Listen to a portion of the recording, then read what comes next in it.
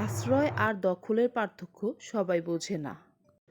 একজন মানুষ মানবিকতার খাতিরে কারো মাথার উপরে ছাদ দেয়, আর কেউ কেউ সেই মানবিকতাকে দুর্বলতা ভেবে ঘর দখলের স্বপ্ন দেখে।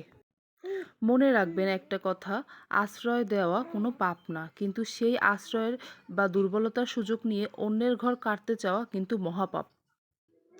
ইতিহাস কিন্তু সব মনে রাখে, সময় খুব নীরবে বিচার করে। মনে রাখবেন, আত্মীয় হওয়া খুব সহজ, কিন্তু মানুষ হওয়া খুব কঠিন। যারা আমাদের বিপদে পাশে না দাঁড়িয়ে সুযোগ খোঁজে তারা আত্মীয় নয়, তারা হচ্ছে আমাদের জীবনে মহান পরীক্ষা। আল্লাহ তাআলা আমাদের সবাইকে এই পরীক্ষা থেকে উত্তীর্ণ করুক, আমিন। ধর্ম আমাদেরকে চরিত্র শেখায়, লোভ ঢাকার চাদর দেয় না। সব হিসাব একদিন হবেই, বিচারের কাঠগড়ায় আপনাকে একদিন দাঁড়াতেই হবে। আজকে দুনিয়াতে যা খুশি তাই করলেন, কিন্তু আল্লাহ তাআলার কাছে হিসাব দিতে হবে, এটা মনে রেখেই কাজকর্ম করবেন। যারা আশ্রয় পেয়েছিল আমাদের কাছে, তারাই আজকে দখলের স্বপ্ন দেখে। মনে রাখবেন, হক নষ্ট করে কেউ কখনো দোয়া পায় না। আপনি শুধু অভিশাপই কুড়াতে পারবেন, এছাড়া আর কিছুই না।